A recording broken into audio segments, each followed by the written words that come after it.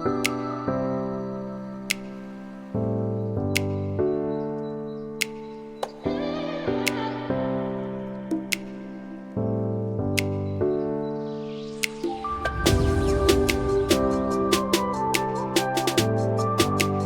Everyone, good morning. কেমন আছো তোমরা সবাই?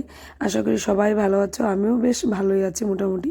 ইদানিং আবার কিন্তু একটু গরম পড়ছে, তো গরমের তাণ্ডবে আবার একটু নাজেহাল অবস্থা। যাই হোক, আগের মতন যাতে না হয়, একটা এতবার বৃষ্টি দেওয়াতে তো কত মানুষের কী পরিমাণ ক্ষয়ক্ষতি হলো, এরকম যাতে না হয়।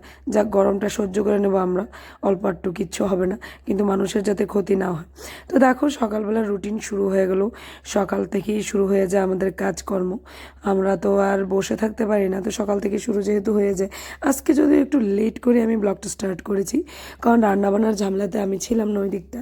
তো অন্য কিছু কাজগুলি যেহেতু ছিল, দেখবে শুধু রান্নাবান্নাটি এক মুখ্য কাজ থাকে না, কিন্তু অন্য ঘরের আরও অনেক কাজ থাকে যেগুলোও মেনটেন করতে হয়।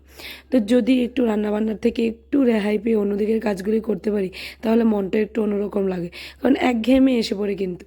তো চলো এক এক করে সমস্ত কিছু গুছিয়ে নিয়ে একটু ক্লিনও করে নিচ্ছি। আর দুর্গাপূজাও চলে আসছে, তো আস্তে আস্তে করে সমস্ত কিছু ঝাড়াঝাড়ি করতে হবে, ঘর দূর ক্লিন করতে হবে। তো এখনও কিছুই করতে পারছি না, কারণ ভাদ্র মাসে আমার মা না করলো যে ভাদ্র মাসে কোনো ঘর ঝাড় দেওয়া যাবে না। তো এই জন্য এইসব আর কিছু ধরছি না, এমনিতেই যতটুকু হাতে সম্ভব করে নিচ্ছি। যা হোক, পরে আবার ভাদ্র মাসটা চলে যাওয়ার পর সমস্ত কিছু করে নেবো। আর এইবার তো দুর্গাপুজোটা একদম তাড়াতাড়ি, তাই না বলো? একদম তাড়াতাড়ি চলে এসছে, তো একটু অবাক লাগছে জিনিসটা। সব কিছু একদম তাড়াহুড়ো করে হয়ে যাচ্ছে, যদিও এখনও পুজোর ড্রেস কিছুই কেনা হয়নি। তোমাদের কতটুকু এগুলো একটু কমেন্টস করে জানাবে, কার কতটুকু এগুলো পুজোর ড্রেস কেনা। তো দেখো, রান্না সে কখনই হয়ে গেছে। তো আমি এদিকে রান্নাঘরটাকে ক্লিন করে নিচ্ছি, যেহেতু রান্নাঘরটা রান্না হয়ে গেছে, তো রান্নাঘর ক্লিন করে নেওয়াটাই আমি মনে করি ভালো। কারণ রান্নাঘরটাকে ক্লিন করে তারপর অন্য ঘরের কাজকর্ম করতে যাব, আগে রান্নাঘরটাকে পরিষ্কার করে নিই। আর সকালবেলা বলো তো তেমন কিছু তাড়াহুড়ো নেই, বলতে তেমন কিছু ভেজাল ছিল না রান্নাবান্না, তো রান্নাটা করে নেওয়া হয়েছে, তেমন কোনো অসুবিধা নেই। আর দেখবে সিম্পল কোনো আইটেম রান্না করতে গেলে তেমন একটা কোনো প্রবলেম হয় না, তাড়াতাড়ি করে সমস্ত কিছু কমপ্লিট করে নেওয়া যায়। যখনই তুমি ভেজাল কিছু রান্না করবে, যেমন এটাকে ভেজে মশলা ভেজে আলাদা করে সবজি ভেজে মাছ কেটে মাছ ভেজে করো, ওটাতেই প্রচণ্ড পরিমাণ টাইম টেকিং হয়ে যায়, টাইমও লেগে যায়, তারপর একটু পরিশ্রমও হয়ে যায়।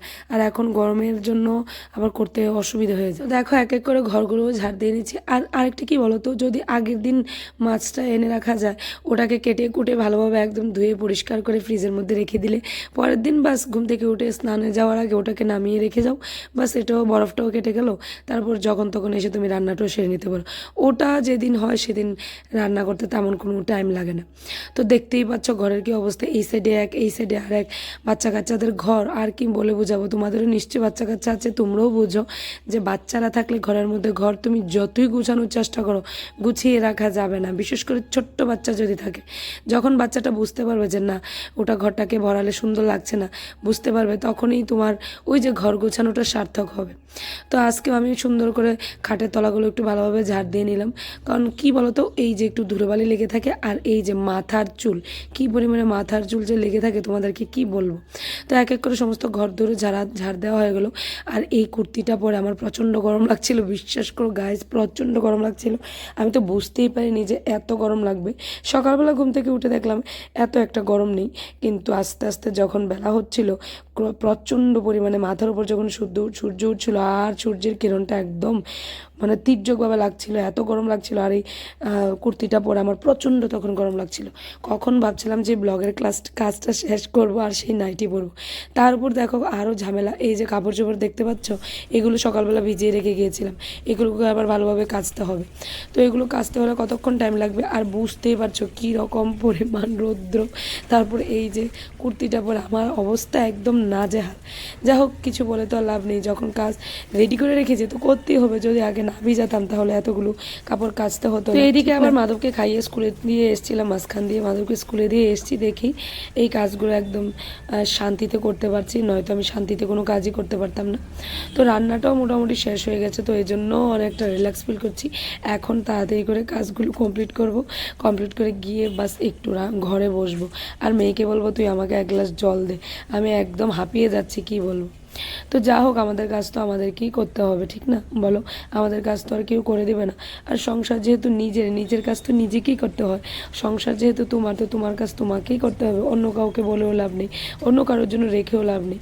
আর কয়েকদিন ধরে না আমি কাপড় কিছুটা জমিয়ে রেখেছিলাম, আর বৃষ্টিও যে হয়েছিল তখনও কাপড় জমিয়েছিলাম, কিন্তু একসাথে যখন কাপড়গুলো সবগুলো কাচতে যাই না, একদম সাংঘাতিক অবস্থা হয়ে যায়।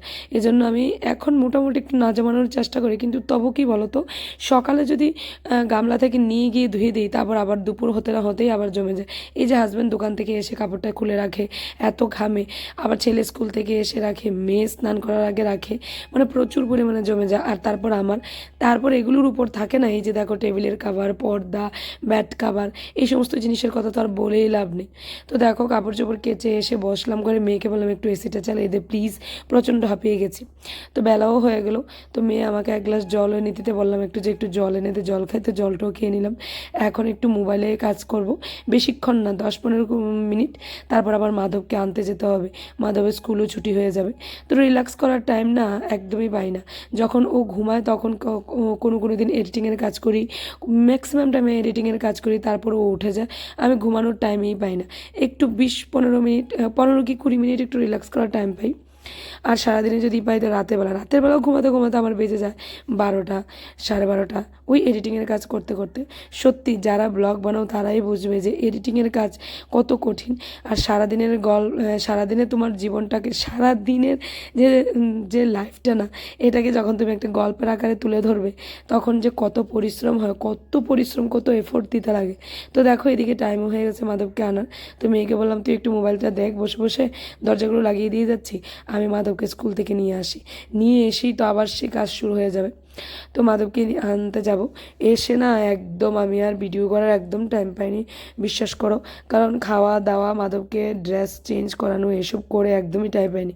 তো চলো তবু তোমাদেরকে একটু দেখি রান্না করেছি আজকে। এই যে ছড়া দিয়ে ইলিশ মাছের মাথা দিয়ে ঝোল, এটা কচুর শাক, ডাল, আর মাধবনের জন্য এখানে রান্না করা হয়েছে শিং মাছের ঝোল পাতলা করে, বাস এটাই রান্না করেছি, আর কোনো কিছু না। এই কচুর শাকটা খুব টেস্ট হয়েছিল, দারুণ টেস্ট।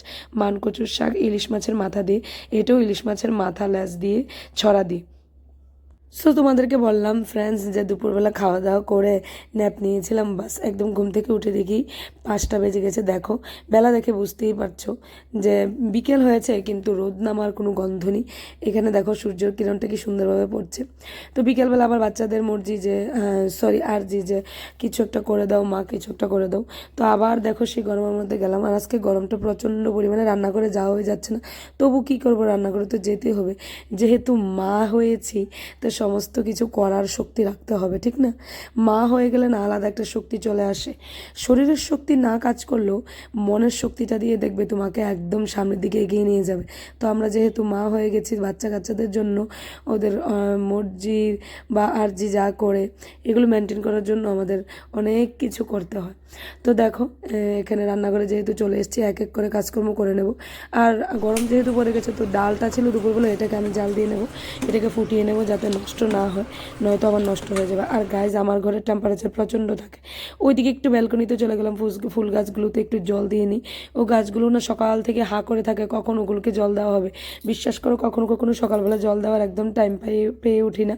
তো ঘুম থেকে উঠে বিকালবেলা মেয়েকে বলি একটু জল দে, নয়তো আমি জল দিয়ে দিই। তো দেখো জল দিয়ে দিচ্ছি, দেখতেও ভালো লাগছে। আর এদিকে দেখো দুধও চলে এসেছিলো, ফ্রিজে রেখে দিয়েছিলাম, তো দুধটাকেও জাল দিয়ে দেবো। এটা আমার বিকেলবেলার প্রত্যেক দিনের রুটিন থাকে। ঘুম থেকে উঠে সকালবেলা যে রান্না করা হয়েছিল তরকারি, ডাল, এগুলোকে জাল দেওয়া, আর দুধটাকে ফুটিয়ে নেওয়া। ওইদিকে কারেন্ট নাকি চলে যায় ইদানিং, তো দেখছি আবার রাতের বেলা কারেন্টের প্রচণ্ড সমস্যা হচ্ছে। বৃষ্টি আসছে না, কিন্তু সমস্যা হচ্ছে কারেন্টের। তো আমি যেহেতু রাইস কুকারে রাইসটা রান্না করি, তো রাইসটাকে বসিয়ে দেবো 1 ঘন্টা, 1.5 ঘন্টা, 2 ঘন্টা, যতক্ষণ লাগে রে বাবা রাইস তুই ইচ্ছে মতো হতে থাক, আমার কোনো অসুবিধে নেই। আর সেদ্ধ চাল যেহেতু রান্না করছি, তো কারেন্ট চলে গেলেও কোনো অসুবিধে নেই, কারেন্ট আসলেও কোনো অসুবিধে নেই, বাস কোনো অসুবিধা হবে না। যে কোনো টাইমে এসে দেখবো, খেতে খেতে তো অনেক রাত, সে 10টা 10:30 বেজে যায়, তো রাইসও হয়ে গেছে দেখবো। তো মেয়েকে আমি সন্ধ্যার সময় টিফিন দিয়ে দিচ্ছি, দেখো স্ন্যাক্স, একটা কেক আর একটা বিস্কিট দিয়ে দিচ্ছি। ছেলে বলছে যে ওকে ম্যাগি করে দিতে, তো ওর জন্য ম্যাগি করে নিয়ে আসছে, ওকেও ম্যাগি দিয়ে দেবো। বাস ওকে ম্যাগি দিয়ে দিচ্ছি, ওকে ম্যাগি খাইয়ে ওকে ওর টিচারের বাড়িতে দিয়ে দেবো। তারপর ওই যে শাশুড়ি মাকে চা দিয়ে দিলাম। এর আগে তো সন্ধ্যা পুজো যা যা ছিল সব করে নিয়েছি, এখন আমার চা খাওয়ার পালা। তো আমি একটু চা করে এই যে নিচ্ছি। দেখো চা খাওয়ার ফাঁকে ফাঁকে কিন্তু আমাদের কাজের শেষ নেই। এই যে দেখো বাসনকুসন জমে না, একটু পর পর কিন্তু বাসনকুসন জমে যায়। ঘরে বেসিন আছে এই জন্য কিছু টের পাই না, যখন আবার নদীতে নিয়ে পুকুরে নিয়ে কলপারে নিয়ে বাসনকুসন মাজবো তখন বুঝতে পারবো। ঠাকুরের কাছে বারবার শুধু কৃতজ্ঞ আমি যে এরকম দিন যাতে আমার আর না আসে। অনেক কষ্ট করেছি জীবনে, আর ভালো লাগে না, তো এরকম জীবনই আশা করি। তো দেখো দুধটা মিশিয়ে নিচ্ছি। বাস আমার বিকালবেলা একটু দুধ চা খেতেই লাগে, ইদানিং তো আমি দুপুরবেলাও চা খাচ্ছি। তো দেখো চাটাও খেয়ে নিচ্ছি, বাস একটু গল্পও করে নিচ্ছি মেয়ের সাথে। তো গাইজ সকাল থেকে সন্ধ্যা পর্যন্ত তোমাদের সাথে আমার রুটিনটা শেয়ার করলাম। যদি ভালো লেগে থাকে তাহলে প্লিজ লাইক করবে, কমেন্টস করবে অ্যান্ড শেয়ার করবে, অ্যান্ড প্লিজ হ্যাঁ সাবস্ক্রাইব করতে ভুলবে না। তো আবার আরেকটা ব্লগ নিয়ে তোমাদের সামনে আসবো, ততক্ষণ পর্যন্ত টিল দেন বাই বাই, ভালো থেকো, সুস্থ থেকো, সবাই সবার খেয়াল রাখবে।